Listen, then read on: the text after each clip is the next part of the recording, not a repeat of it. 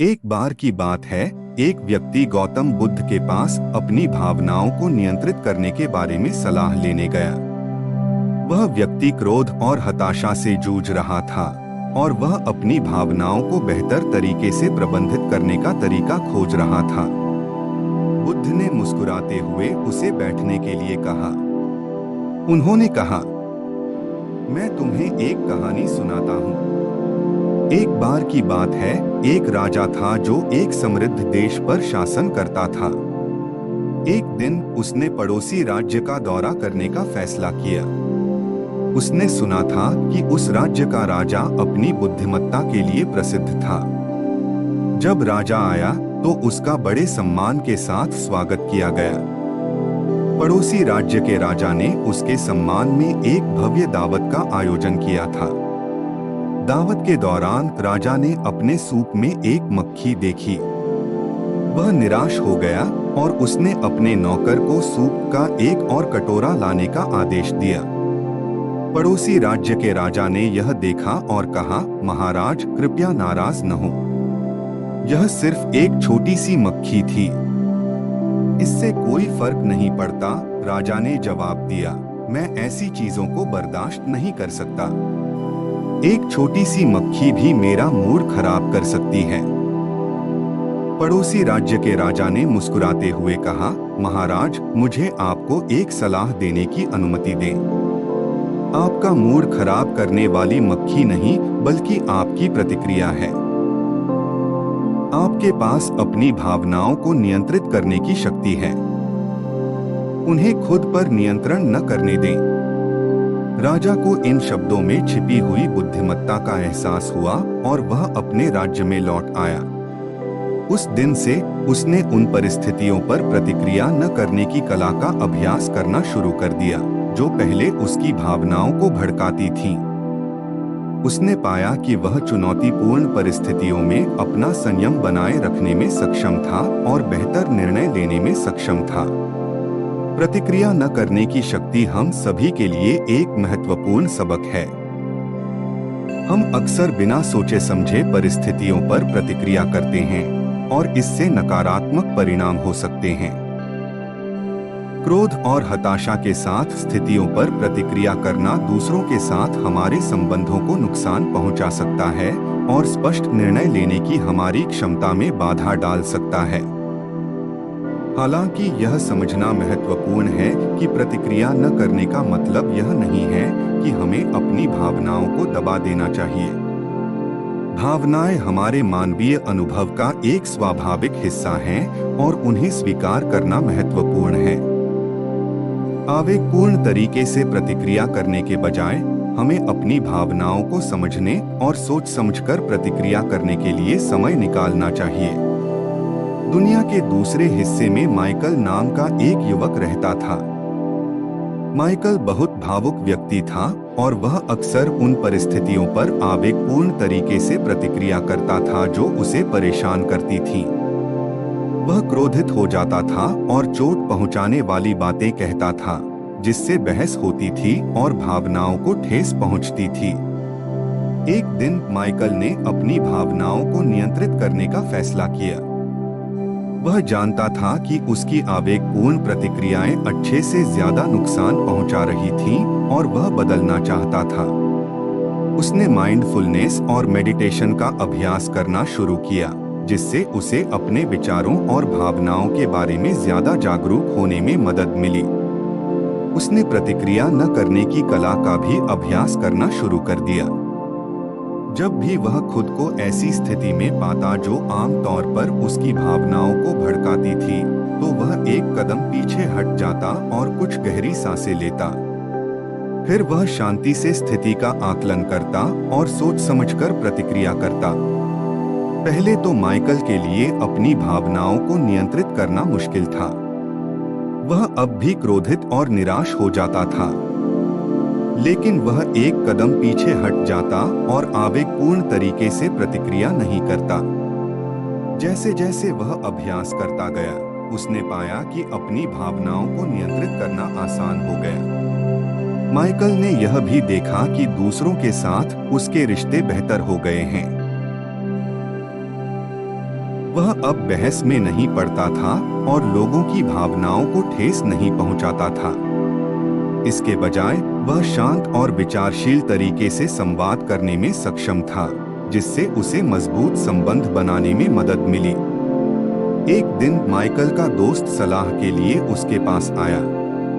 उसका दोस्त मुश्किल दौर से गुजर रहा था और वह बहुत परेशान महसूस कर रहा था। माइकल ने अपने दोस्त की समस्याओं को सुना और उसे सांत्वना और समर्थन के शब्द दिए। उसके दोस्त ने उसे धन्यवाद दिया और कहा, तुम हमेशा जानते हो कि क्या कहना है। तुम कभी नाराज या परेशान नहीं होते। माइकल ने मुस्कुराते हुए जवाब दिया, ऐसा नहीं है कि मैं कभी नाराज या परेशान नहीं होता। यह सिर्फ इतना है कि मैंने अपनी भावनाओं को नियंत्रित करना और उन्हें खुद पर नियंत्रण नहीं करने देना सीख लिया है। यह एक शक्तिशाली उपकरण है जिसने मुझे अपने रिश्तों और अपने समग्र कल्याण को बेहतर बनाने में मदद की है। माइकल का दोस्त प्रभावित हुआ और उससे पूछा कि उसने अपनी भावनाओं को नियंत्रित करना कैसे सीखा। माइकल ने माइंडफुलनेस और प्रतिक्रिया न करने की शक्ति के साथ अपना अनुभव साझा किया। उसने अपने दोस्त को इसे खुद आजमाने के लिए प्रोत्साहित किया और उसका दोस्त सलाह के लिए आभारी था। समय के साथ माइकल अपने शांत और विचारशील व्यवहार के लिए जाने लगे। वह मुश्किल परिस्थितियों को आसानी से संभालने में सक्षम था और लोग उसकी ताकत और लचीलेपन के लिए उसकी प्रशंसा करते थे। उन्होंने माइंडफुलनेस और प्रतिक्रिया न करने की कला का अभ्यास जारी रखा और पाया कि इससे उन्हें आंतरिक शांति और खुशी का एहसास हुआ। प्रतिक्रिया न करने की शक्ति एक मूल्यवान सबक है जिससे हम सभी सीख सकते हैं। इसके लिए अभ्यास और धैर्य की आवश्यकता होती है, लेकिन पुरस्कार इसके लायक हैं। अपनी भावनाओं को नियंत्रित करके हम अपने रिश्तों को बेहतर बना सकते हैं, बेहतर निर्णय ले सकते हैं और अधिक संतुष्टिदायक जीवन जी सकते हैं। राजा और माइकल की कहानी का नैतिक पाठ हमें सिखाता है कि हमारे पास अपनी भावनाओं को नियंत्रित करने की शक्ति है। हम जो कुछ भी हमारे साथ होता है उसे नियंत्रित करने में सक्षम नहीं हो सकते हैं, लेकिन हम इस पर कैसे प्रतिक्रिया करते हैं इसे नियंत्रित कर सकते हैं। माइंडफुलनेस और प्रतिक्रिया न करने की कला का अभ्यास करके हम अपनी भावनाओं को नियंत्रित करना और सोच समझकर प्रतिक्रिया करना सीख सकते हैं। यह एक शक्तिशाली उपकरण है जो हमारे रिश्तों, हमारी भलाई और हमारे जीवन की समग्र गुणवत्ता को बेहतर बनाने में हमारी मदद कर सकता है। तो आइए हम इस शक्तिशाली कौशल का अभ्यास करने और इसे विकसित करने के लिए समय निकालें और इसे अपने जीवन को बेहतर बनाने दें। जब तक मन में आक्रोश के विचार पोषित होते रहेंगे, तब तक क्रोध कभी गायब नहीं होगा। क्रोध के विचार भूलते ही क्रोध गायब हो जाएगा। जो बढ़ते क्रोध को लुढ़कते रथ की तरह रोकता है, मैं उसे असली चालक कहता हूँ। दूसरे लोग तो बस लगाम थामे हुए हैं। क्रोध को थामे रखना जहर पीने और दूसरे व्यक्ति को मरने के समान है। जो खुद पर विजय प्राप्त करता है वह दूसरे से महान है जो युद्ध के मैदान में 1000 बार 1000 पर विजय प्राप्त करता है। अपनी प्रतिक्रियाओं से प्रेरित न हो, अपने कार्यों से प्रेरित हो। शांति भीतर से आती है, इसे बाहर मत खोजो। विवाद में जिस क्षण हम क्रोध महसूस करते हैं, हम सत्य के लिए प्रयास करना बंद कर देते हैं और अपने लिए प्रयास करना शुरू कर देते हैं। मन ही सब कुछ है। आप जो सोचते हैं आप बन जाते हैं। आपको अपने क्रोध के लिए दंडित नहीं किया जाएगा, आपको अपने क्रोध से दंडित किया जाएगा। दुख की जड़ आसक्ति है। यदि आप चाहते हैं कि दूसरे खुश रहें, तो करुणा का अभ्यास करें। यदि आप खुश रहना चाहते हैं, तो करुणा का अभ्यास करें। जाने देना हमें स्वतंत्रता देता है, और स्वतंत्रता ही खुशी की एकमात्र शर्त है। यदि हमारे दिल में हम अभी भी क्रोध, चिंता या संपत्ति से चिपके हुए हैं, तो हम मुक्त नहीं हो सकते। 1000 खोखले शब्दों से बेहतर है एक शब्द जो शांति लाता है। हम जो कुछ भी हैं, वह हमारे विचारों का परिणाम है। प्रतिक्रिया दें, प्रतिक्रिया न करें। भावना से नहीं, तर्क से प्रतिक्रिया दें। अंत में केवल 3 चीजें मायने रखती हैं कि आपने कितना प्यार किया, आपने कितनी कोमलता से जीवन जिया और आपने कितनी शालीनता से उन चीजों को जाने दिया जो आपके लिए नहीं थीं। जो जीवन की एकता का अनुभव करता है, वह सभी प्राणियों में अपने को और सभी प्राणियों को अपने में देखता है तथा सभी को निष्पक्ष दृष्टि से देखता है। खुशी बांटने से कभी कम नहीं होती। हम अपने विचारों से आकार लेते हैं, हम वही बनते हैं जो हम सोचते हैं। अतीत में मत उलझो, भविष्य के सपने मत देखो, मन को वर्तमान क्षण पर केंद्रित करो। मुफ्त चीजें लंबे समय तक छिपी नहीं रह सकती। सूर्य, चंद्रमा और सत्य सच्ची खुशी पाने का एकमात्र तरीका चीजों और लोगों से अपनी आसक्ति को छोड़ देना है। मन ही सब कुछ है, आप जो सोचते हैं वही बन जाते हैं। यह मनुष्य का अपना मन है, न कि उसका दुश्मन या शत्रु जो उसे बुरे रास्तों पर ले जाता है। एक विचार जिसे विकसित किया जाता है और जिसे अमल में लाया जाता है, वह उस विचार से अधिक महत्वपूर्ण है जो केवल एक विचार के रूप में मौजूद है। जुनून जैसी कोई आग नहीं है, नफरत जैसा कोई शार्क नहीं है, मूर्खता जैसा कोई जाल नहीं है, लोभ जैसा कोई प्रवाह नहीं है। हम जो सोचते हैं वही बन जाते हैं। हम जो कुछ भी हैं, वह हमारे विचारों से उत्पन्न होता है।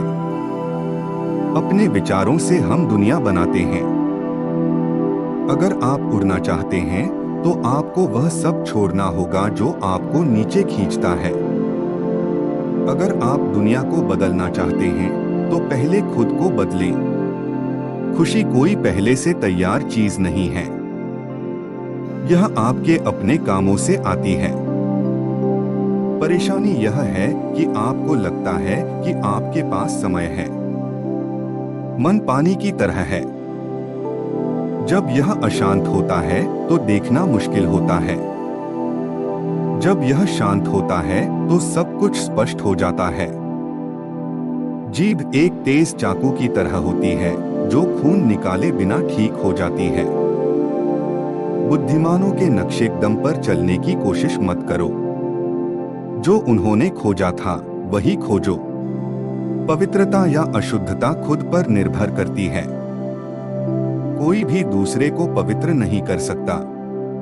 आइए हम उठें और आभारी रहें, क्योंकि अगर हमने आज बहुत कुछ नहीं सीखा तो कम से कम हमने थोड़ा सीखा, और अगर हमने थोड़ा नहीं सीखा तो कम से कम हम बीमार नहीं पड़े, और अगर हम बीमार पड़ गए तो कम से कम हम नहीं मरे।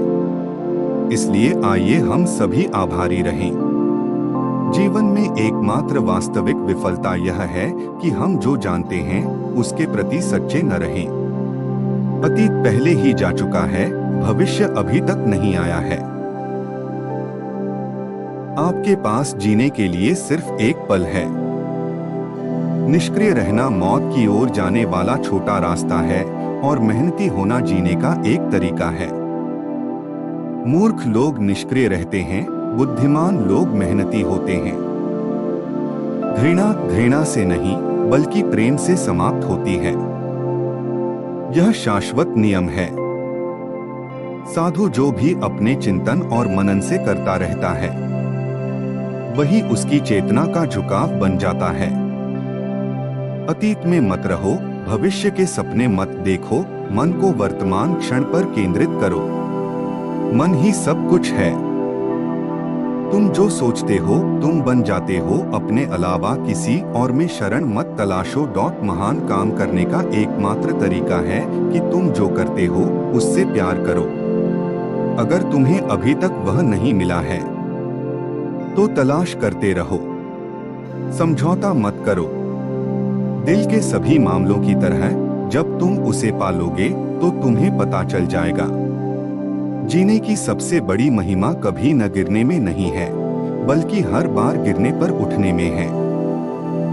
हमें कोई नहीं बचा सकता, सिवाय हमारे खुद के कोई नहीं बचा सकता और कोई नहीं बचा सकता। हमें खुद ही रास्ता चलना चाहिए। मित्रों, आप इस वीडियो से क्या सीखते हैं? कमेंट कर जरूर बताएं। हमें उम्मीद है कि आपको यह वीडियो पसंद आई होगी और काफी कुछ सीखने को मिला होगा। बाकी अगर यह वीडियो आपको अच्छी लगी हो तो इस वीडियो को लाइक करें और ऐसी और कहानी सुनने के लिए चैनल को सब्सक्राइब करें। तो फिर मुलाकात होगा ऐसी ही एक प्रेरणादायक कहानी के साथ। धन्यवाद।